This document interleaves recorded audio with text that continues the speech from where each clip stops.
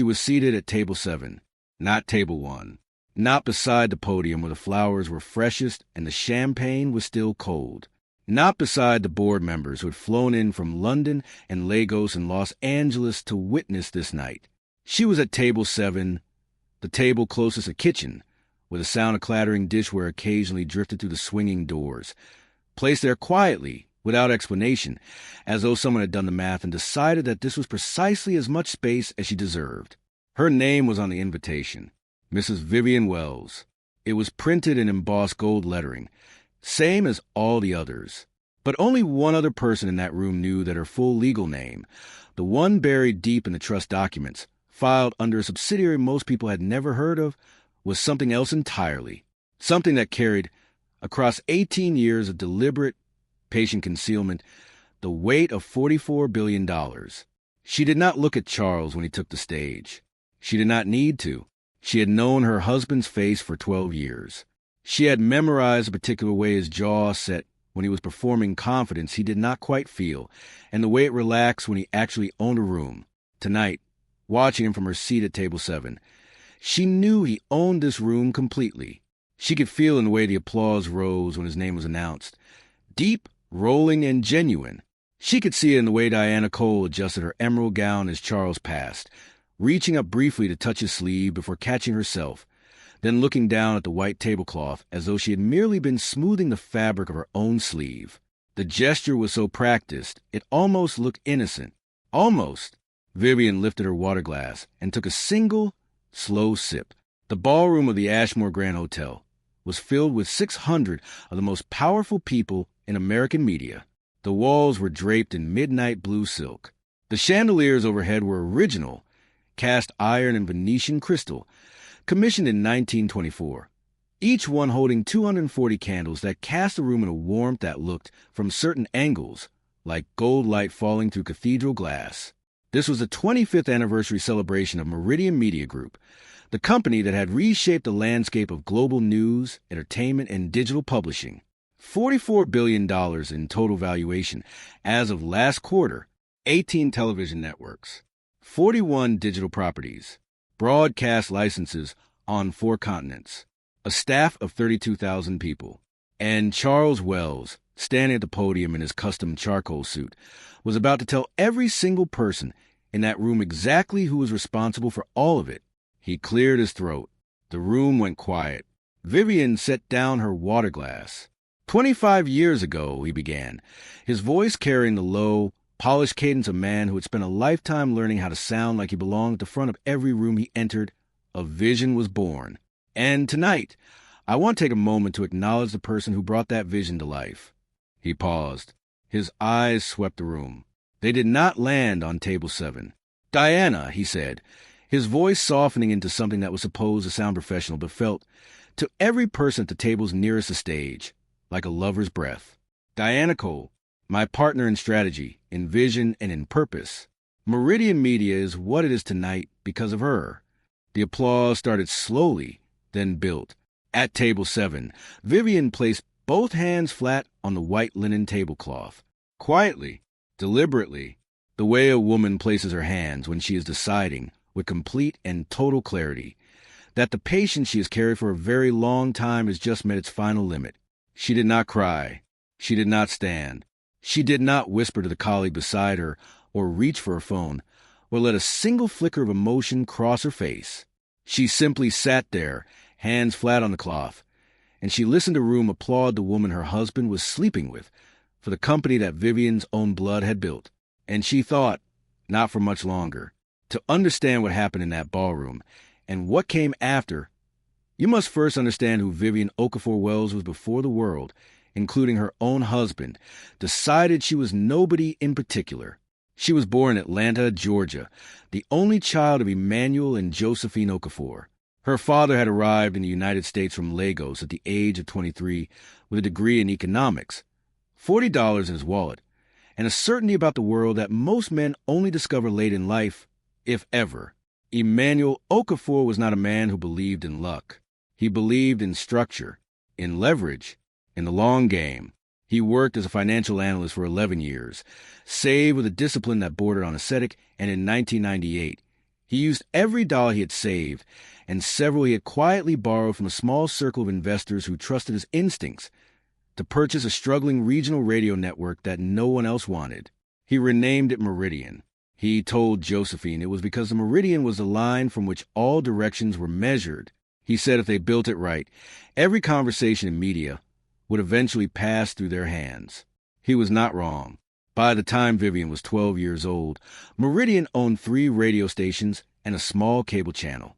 By the time she turned 20, it had expanded into online content and held a portfolio of digital properties worth just under $1 billion. Emmanuel Okafor was meticulous about one thing throughout all of it.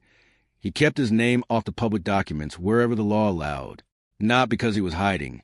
He was too proud for that, but because he had watched, quietly and carefully, as other black entrepreneurs and media were systematically dismantled the moment they became visible enough to threaten the establishment. He had watched networks he admired get quietly starved of advertising revenue, their founders pushed out through hostile acquisitions and board coups. He understood the machinery, and he decided early that the only way to survive it was to own it in a way no one could easily see. He taught Vivian everything about that architecture of invisibility. When she was 15, he sat her down at the kitchen table and showed her the ownership structure of Meridian Media. Not the public face, but the real structure, written by hand in one of his green-covered ledgers. He pointed to a name she did not recognize.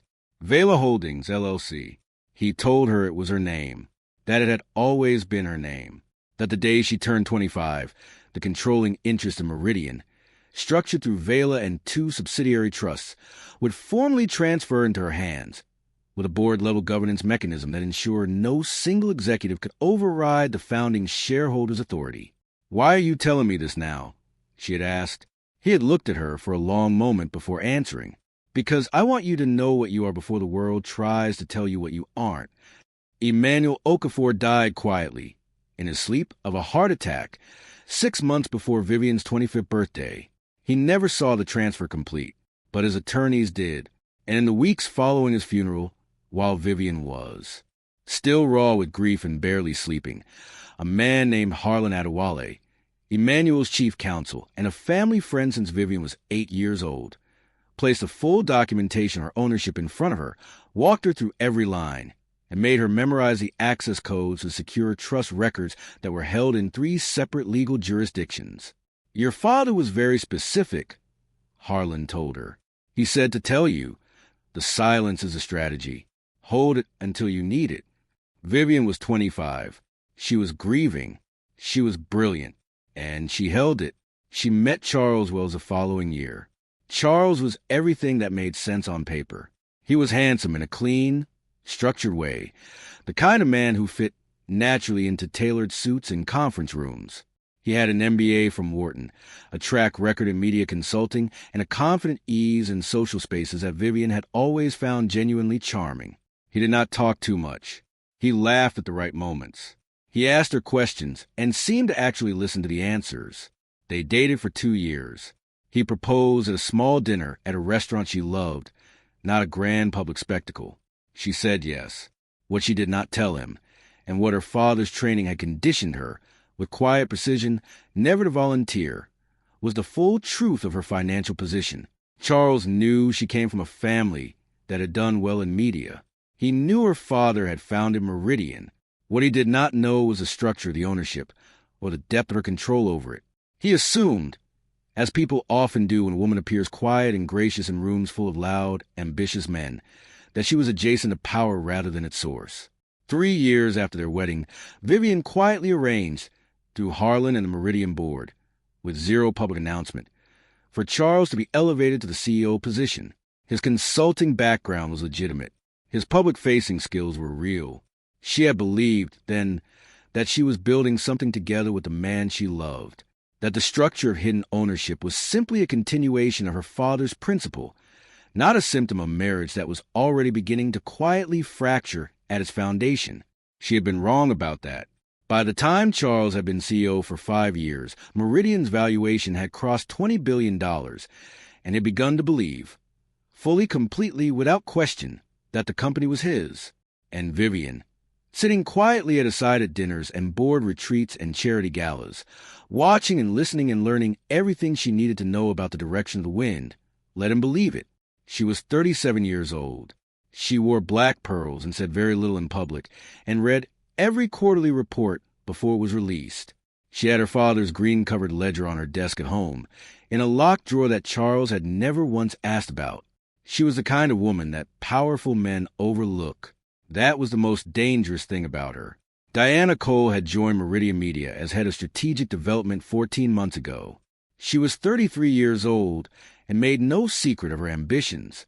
She wore her confidence like a second skin, the kind of woman who walked into a room and immediately understood its power geometry, who sat in meetings and asked the kinds of questions that made older men feel slightly off balance. She was not without talent. That was important to note, because the most dangerous kind of manipulation is always dressed in genuine ability. Diana could read market trends with impressive accuracy, had restructured 2 digital acquisitions that had increased quarterly earnings, and spoke in a measured, forward-leaning vocabulary of someone who understood that the language of vision was just as important as the vision itself. Charles noticed her almost immediately. Vivian noticed him noticing. She said nothing. It began with the small things. It always begins with the small things. A meeting that ran slightly later than expected. A work dinner that he mentioned the morning after rather than the night before. A shift in the quality of his attention when they were at home. Not absent exactly, but redirected. The way a camera changes focus from one subject to another, and the first subject simply blurs into the background. She had been in that background before. She knew its texture. The invitations were the first clear signal. Meridian hosted a series of board-level dinners throughout the year, smaller affairs of 20 or 30 guests, where the real conversations happened away from the larger events. These dinners had always included Vivian, not because anyone formally required a spouse's presence, but because she had always been there, seated at Charles's right hand, quiet and observant and known by the board members who had been with Meridian long enough to understand, without ever saying so directly, that she was something more than a CEO's wife. The first dinner she wasn't invited to, she assumed was an oversight. The second, Charles told her was more of an internal thing, strategy team only.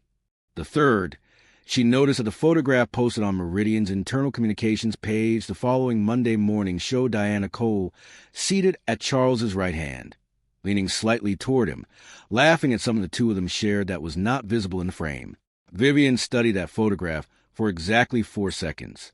Then she closed the page and returned to the document she had been reviewing, a proposed restructuring of Meridian's East African licensing agreements, which Harlan had sent for a private consideration. She was always reviewing something. Charles had no idea.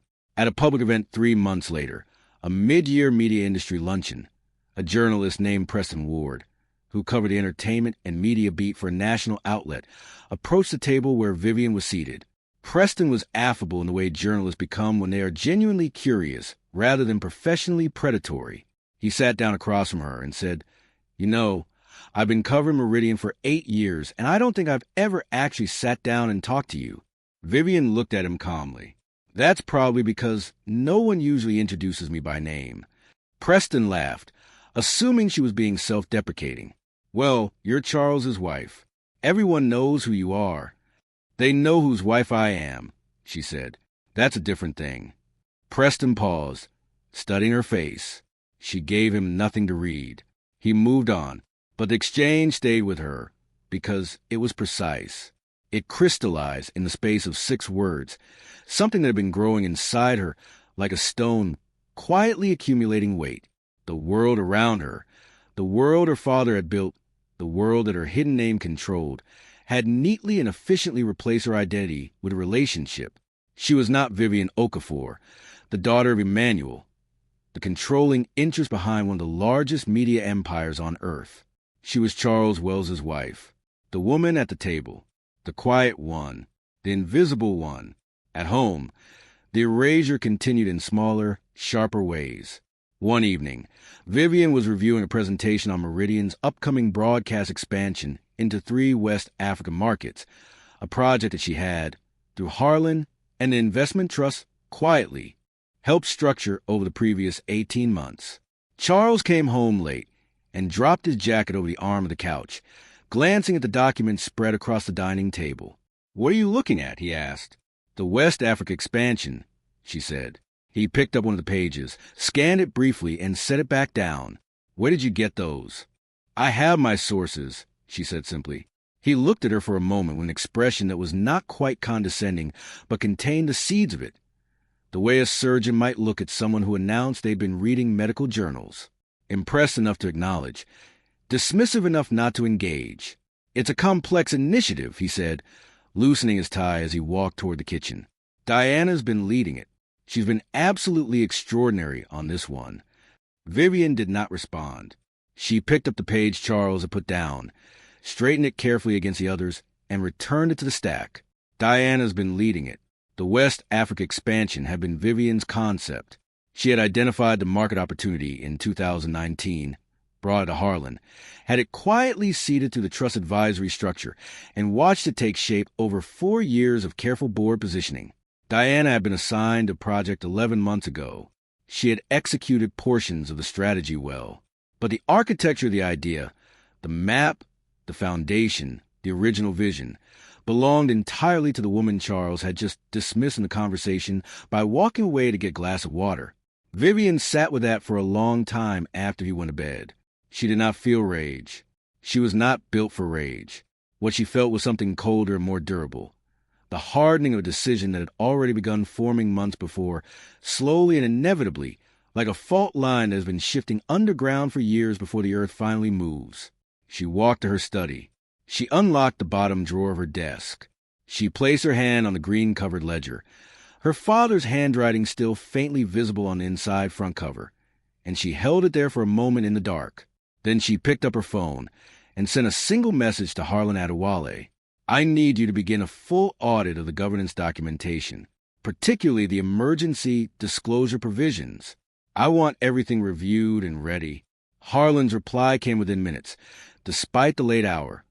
"Already have it on my desk. I've been waiting for this message." She put the phone down. She turned off the lamp.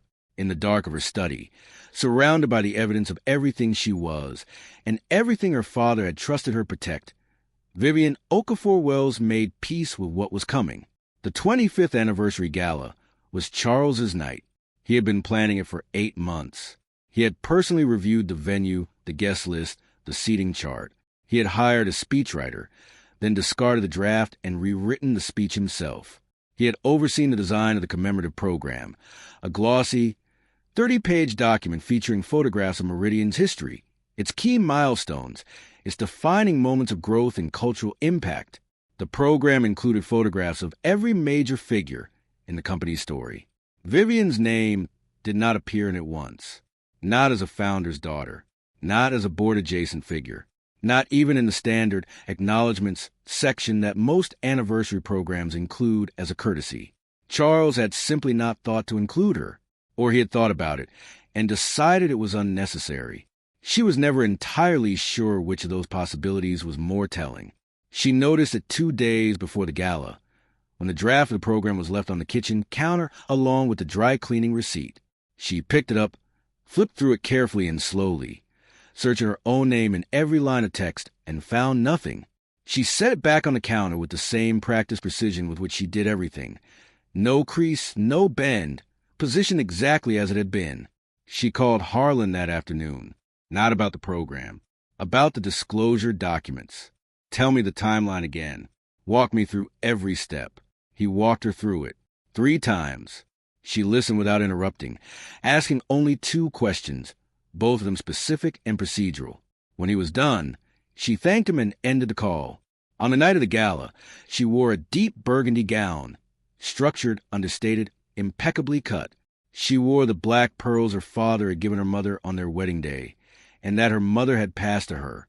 She arrived at the Ashmore Grand Hotel on Charles's arm, and they walked through the lobby together. And every person who greeted them addressed Charles first and Vivian second, or not at all. They separated almost immediately. Charles was absorbed into the reception crowd, shaking hands, accepting congratulations, moving through the room with the ease of a man in his rightful element. Vivian was directed to table 7 by a young event coordinator who checked her name against a seating chart and gestured toward the back without making eye contact. She sat down. She ordered water. She did not order wine.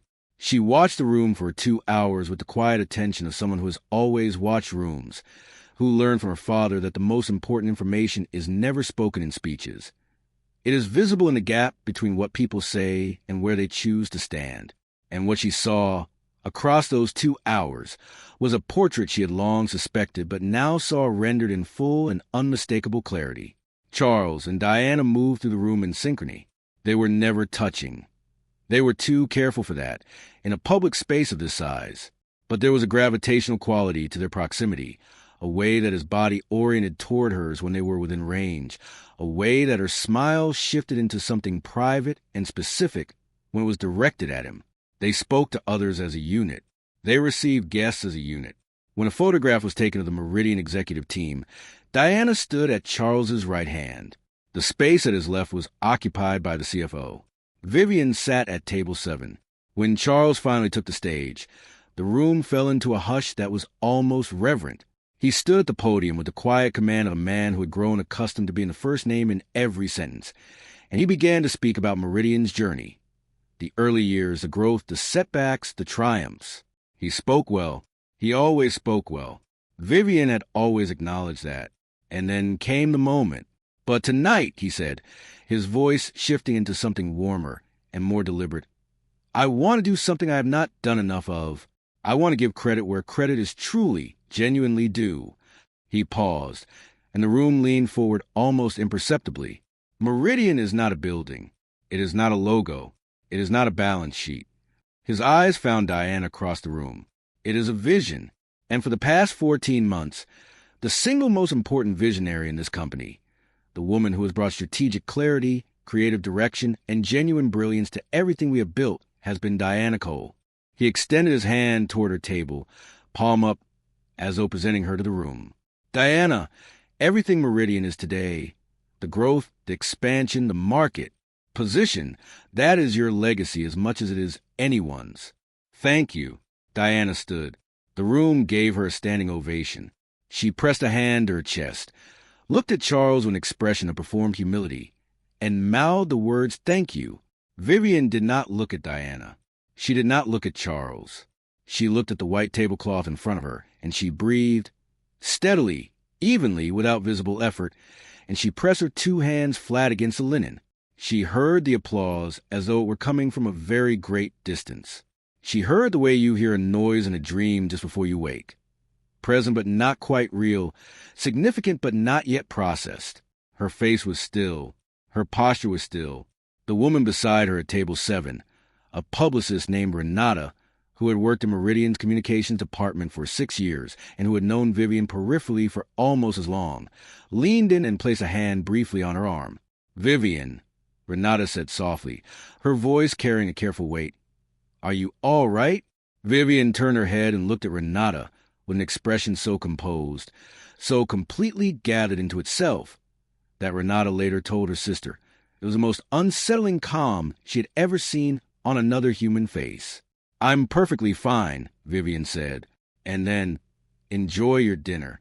She picked up her water glass, took one slow sip, and set it back down. She had already made her decision. It had been made in the study, in the dark, with her father's ledger in her hands. Tonight had simply confirmed what she already knew. She was not angry. She was not broken. She was something far more composed, far more precise, and infinitely more formidable than either of those things. She was ready. She left the gala at 9:47. Not dramatically, not visibly. She simply stood, folded her evening bag under her arm, nodded once to Renata and walked, unhurried, unhesitating, through the maze of tables and toward the lobby. She did not stop to say goodnight to Charles. He did not notice her leave. In the back seat of the car, she called Harlan. He answered before the second ring. The gala ended early for me, she said. I saw the live coverage, he said. Some of it. Are you all right? I need the full disclosure package on my desk at 7 tomorrow morning. I need Meridian's founding trust documents, the 2006 shareholder agreement, the 2014 transfer amendment, and the Vela Holdings consolidated ownership records. Everything notarized. Everything ready. A pause. Not a surprise. Harlan had been expecting this for years, but of acknowledgement. It will be there at 6:30, he said. She ended the call and sat in the dark of the car, while the city moved past the windows. She did not think about Charles and Diana. She did not replay the speech. She thought about her father standing at a kitchen table, pointing to a name she did not yet know was her own. She thought about the green ledger.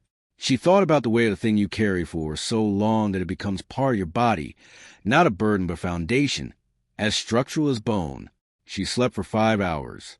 At 6:29 the following morning, a black case arrived at her door, carried by Harlan's associate. Inside it were the documents she had requested, the full architecture of everything, rendered in clean, ordered stacks, each section tabbed and indexed. She sat at her dining table in the early light and went through every page herself, not because she needed to learn it. She had known it for years. She went through it because she needed to hold it, to feel its reality in her hands before she carried it into her room and changed the course of every life it touched. She spent the morning in her study, making 3 calls. The first was to a corporate attorney named Simone Blackwell, who specialized in hostile shareholder disclosure and governance enforcement.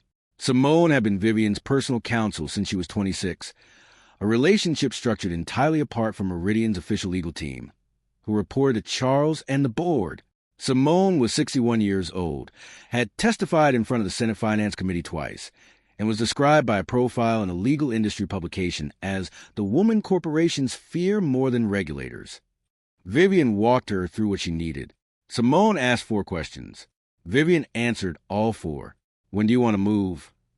Simone asked, there's a scheduled board meeting in 6 days, the quarterly review. Then we have 6 days, Simone said. The second call was to Marcus Osei, a forensic financial analyst whom Vivian had retained privately over the past 18 months. She asked him to complete the consolidated valuation analysis he had been working on, specifically the Vela Holdings asset position relative to Meridian's current market capitalization. She wanted the numbers clean and irrefutable. She wanted them formatted for a boardroom presentation. You want the full $44 billion figure itemized, he asked.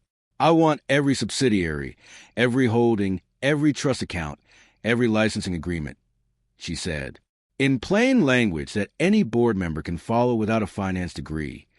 Done by Thursday, he said. The third call was to Renata. Renata answered cautiously, surprised to hear from her. They were not close friends. They were the kind of acquaintances who recognized each other at events and exchanged the kind of measured pleasantries that professional proximity produces. But Vivian had noticed her at the gala the previous evening, had noticed her careful expression when Charles began his speech, had noticed the way she placed her hand on Vivian's arm, not out of social obligation, but out of something quieter and more genuine. I need to ask you something directly, Vivian said, and I need you to be honest with me, because I am not asking to cause anyone harm. I am asking because I need to understand the full picture. Renata was quiet for a moment. All right, she said. How long have you known about Charles and Diana? Another pause, longer this time. Then, since they attended the March offsite, everyone in communications has known for at least 5 months. There were photographs shared internally, nothing explicit, but she stopped. I am sorry, Vivian. I didn't know how to. You don't need to apologize, Vivian said. Thank you for being honest. She ended the call and sat for a moment in the stillness of her study. 5 months. The entire communications department. She breathed through it, not with anger, but with the particular sadness of a woman confirming what she already knew, and grieving not the discovery, but the depth of the disregard.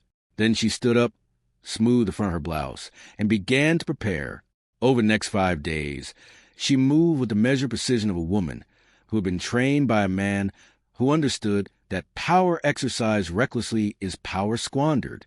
She reviewed the board composition. She identified the 3 members who had been at Meridian long enough to remember Emmanuel Okafor directly, men who had attended the early board meetings, who had known the original structure, who had known Vivian as a child accompanying her father to his office on Saturday mornings. She did not contact them in advance.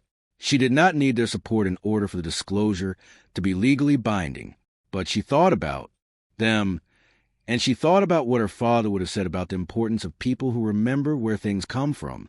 On the evening of the fourth day, Charles came home from a late dinner and found her in the living room reading. She looked up at him briefly, offered a quiet good evening, and returned to her book. He went to bed. She continued reading for another hour. On the fifth night, she opened the black case and removed a single document, one page, the summary sheet of her position, bearing Simone's legal seal and Marcus's financial certification. She held it in the light. She read it once. At the top of the page, in clean, unadorned type, Vela Holdings, LLC, controlling interest, Meridian Media Group, Incorporated, beneficiary and sole principal, Vivian O. Okafor Wells. Below it, the valuation figure, every zero of it. She placed it back in the case. She closed the case. She set it by the front door for the morning. Then she walked to the kitchen, made herself a cup of tea, and stood at the window looking out at the city her father had always believed was full of possibilities for people who were patient enough to deserve them. She thought, I am my father's daughter. She thought, tomorrow, the Meridian Media Group quarterly board meeting was held on the 17th floor of the company's Manhattan headquarters, in a conference room that ran the full length of the building's north face. The table was 15 feet long and made of polished white oak. Floor-to-ceiling windows looked out over the city. In the morning light, the room had a quality of cool, clear precision, the kind of space that was designed intentionally to remind everyone who sat in it that they were in the presence of something serious. Charles arrived at 8:55 and arranged himself at the head of the table. He was wearing the charcoal suit he favored for significant meetings. His executive assistant placed his prepared materials in front of him, quarterly reports, projections, the agenda for the morning. Diana Cole arrived at 8:58 and took a seat 2 chairs to his right. They exchanged a brief glance and then both looked away at their own materials, performing the choreography of professional distance. Vivian arrived at 9 o'clock exactly. She walked into the main door, not the side door that executives and staff typically use, but the main door, the formal door, the door that board members and visiting shareholders used. She was carrying the black case. She was wearing a steel gray suit, structured at the shoulders, minimal at the collar, the black pearls. No other jewelry. She did not look at Charles when she entered. She looked at the room. She crossed to the seat at the far end of the table, the seat directly opposite Charles, the seat that was typically left empty during these meetings and reserved per Meridian's founding governance documents for a quorum of the founding board. She set the black case on the table in front of her. She sat down. She folded her hands. The room was already half full. Board members who had not seen Vivian enter did so now, registering her presence with visible surprise. A man named Gerald Achebe, one of Emmanuel Okafor's original board members, 72 years old, white-haired, and possessed of the particular stillness of a man who has seen everything, looked at her from across the table with an expression that contained, in its depths, the specific quality of recognition, the recognition of a man who realizes suddenly that he is watching a moment he has always suspected was coming. Their eyes met, very briefly. He gave her the smallest nod. She returned it. Charles looked up from his materials and saw her for the first time. A flash of confusion crossed his face, controlled quickly, professionally, and then a careful smile. "Vivian," he said, his voice carrying a mild, precisely calibrated note of social indulgence, the tone of a man who believes he is being gracious. "This is a board meeting, sweetheart. I think there may have been a mix-up with the room." She looked at him for a long, still moment. "No mix-up," she said. Her voice was level, unhurried, carrying the same quiet authority that the room itself carried. Cool, clear, precise. Simone Blackwell entered behind her, placed a document package at every seat at the table, and took a seat against the wall without speaking. Marcus Osei followed and sat beside her with a closed laptop. Charles looked at the document package that had just been placed in front of him. His eyes moved to Simone, whom he did not recognize, to Vivian, back to the package. "What is this?" he asked, and this time the social indulgence was gone from his voice, replaced by a careful, controlled edge. "That," Vivian said, "is a consolidated ownership documentation of Meridian Media Group as it has existed since 1998, including the 2006 shareholder agreement. the 2014 Trust Transfer Amendment, and the current Vela Holdings position. She reached into the black case and withdrew the single page she had read in her living room 4 nights ago. She slid it down the length of the table, one careful push, and it traveled the full 15 feet of white oak until it came to rest in front of Charles. He looked at it. His face changed. She watched it change.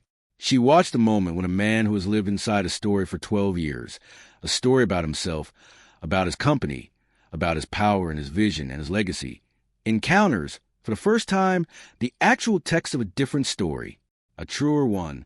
She watched his eyes move across the page, and she watched his expression do what it does when architecture certainly begins to crack. First confusion, then the scramble for an alternative explanation, then the quiet, terrible settling into understanding. Vela Holdings, LLC, controlling interest, Meridian Media Group Incorporated beneficiary and sole principal, Vivian O. Okafor Wells. He looked up at her. The room was absolutely silent. "You own," he began. 63%, she said. "Controlling interest. Structured through the Vela Holdings trust established by my father in 2001 and transferred to me in full upon his death.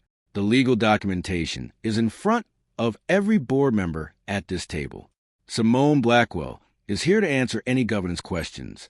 The valuation has been independently certified as of this quarter."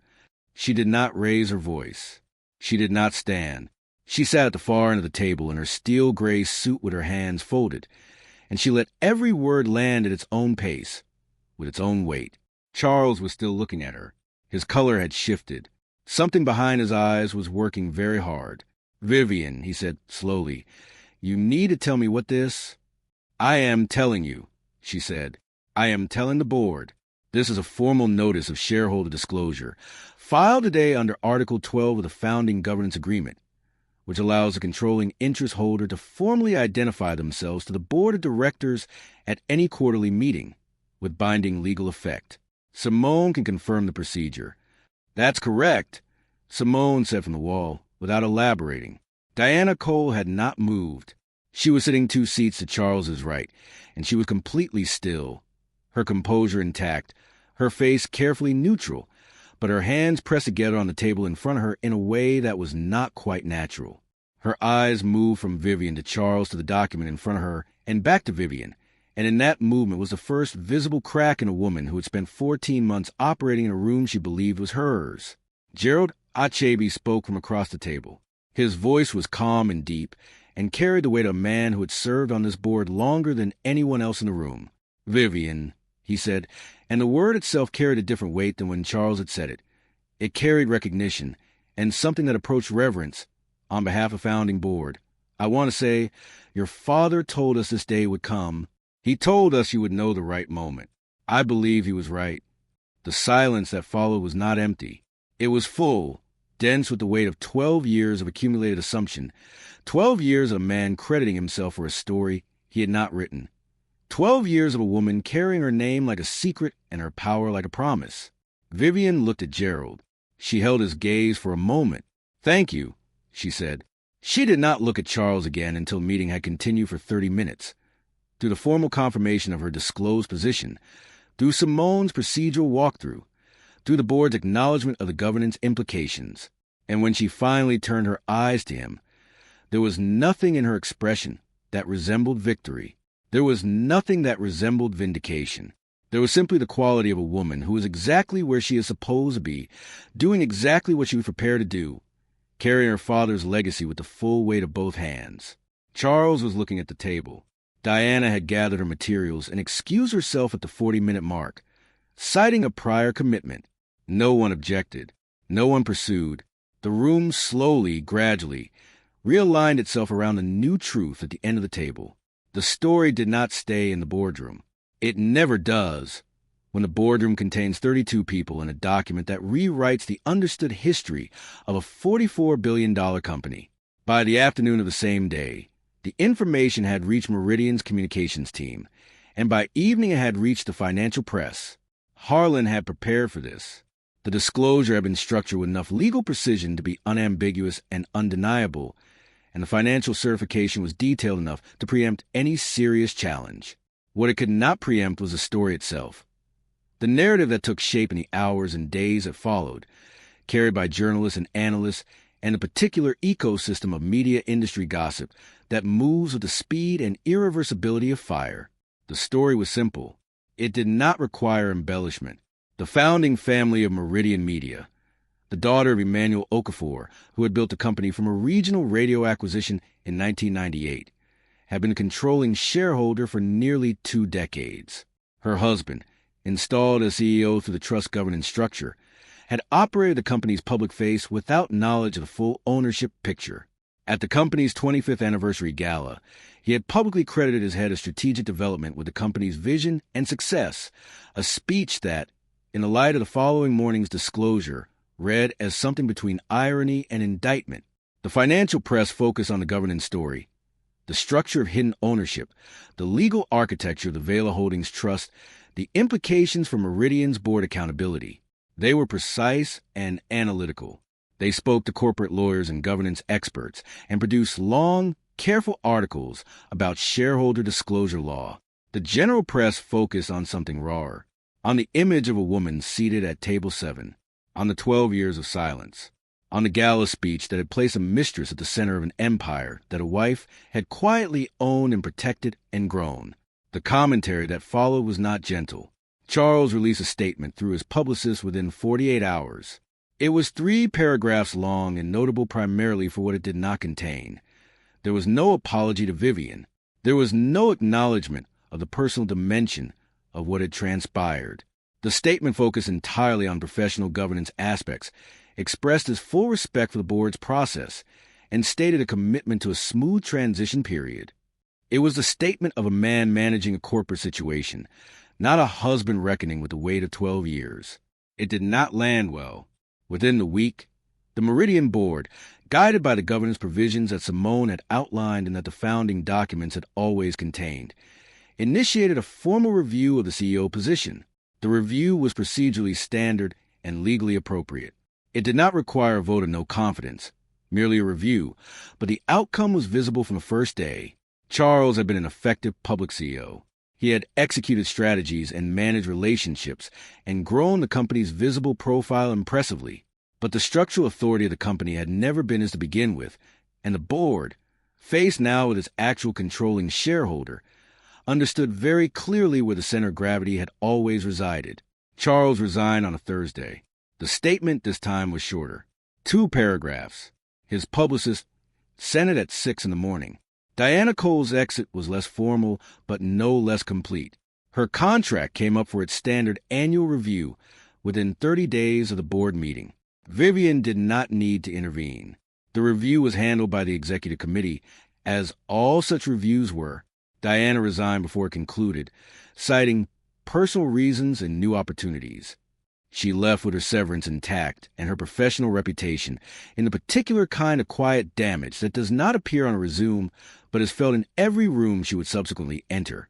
The journalist Preston Ward, who had sat across from Vivian at the industry luncheon and told her that everyone knew whose wife she was, called Harlan to request an interview with her. Harlan conveyed the request. Vivian considered it for exactly 2 days. Then she sent her answer, a brief, handwritten note on cream paper, which Harlan delivered to Preston's office personally. Thank you for your interest. I don't believe the story requires me to explain it. The documents speak clearly enough. Preston published the note in full, as a concluding line of a 3,000-word profile of Emmanuel Okafor's legacy and the woman who had carried it. The headline read, "The Meridian Blueprint.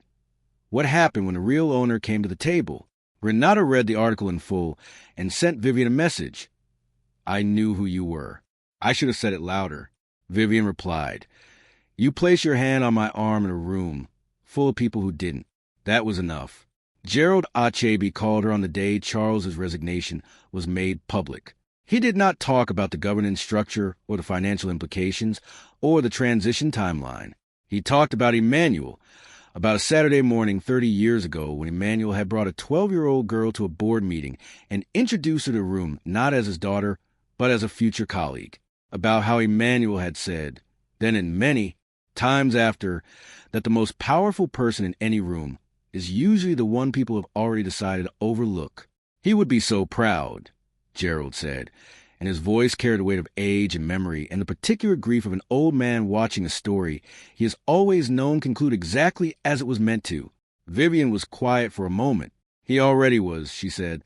He told me so. In a green ledger, on a Saturday morning when I was 15. 3 weeks after the board meeting, on a Sunday morning, Vivian drove to the cemetery in Atlanta where her father was buried. She had not been since the first anniversary of his death. Not because she had forgotten him. She carried him daily, in the ledger on her desk and in the structure of every decision she made, but because grief for Vivian was not a practice of returning to places. It was a practice of continuing forward in a way that honored the person you had lost. She had honored him by carrying what he gave her with care and with patience, and with the willingness to endure the specific discomfort of being underestimated in silence until a moment arrived when silence was no longer the strategy. That moment had arrived, and now, on the other side of it, she found she needed to come back to the beginning. His stone was simple. Emmanuel Ezekiel Okafor, beloved husband and father, the man who knew what he was building, and built it anyway. She sat in the grass beside it for a long time. The morning was clear and warm. A bird moved through the branches of the oak tree overhead. The cemetery was quiet in the way that places of genuine rest are quiet. Not empty, but full of a stillness that feels, to those who have earned the right to feel it, like peace. She thought about what her father had taught her about silence, not the silence of the diminished, the silence that women are sometimes handed like a sentence, something to wear while the world speaks around them and over them and past them as though they are furniture in their own story. Not that silence. He had taught her the other kind, the silence of the prepared. The silence of the one who holds their power close and warm, the way you hold a lantern inside your coat on a cold night, waiting for the moment you need its light. She had held it for a long time. She thought about table 7 and the white tablecloth, and her hands pressed flat against the linen, and the sound of 600 people applauding a woman who had been handed the credit for a vision she had not built. She thought about it not with anger. The anger had never been hers to carry, but with the particular clarity that comes when you see something in its full truth for the first time, and you understand it completely. She thought about Charles, not with hatred, and not with the particular tenderness of someone still mourning a love.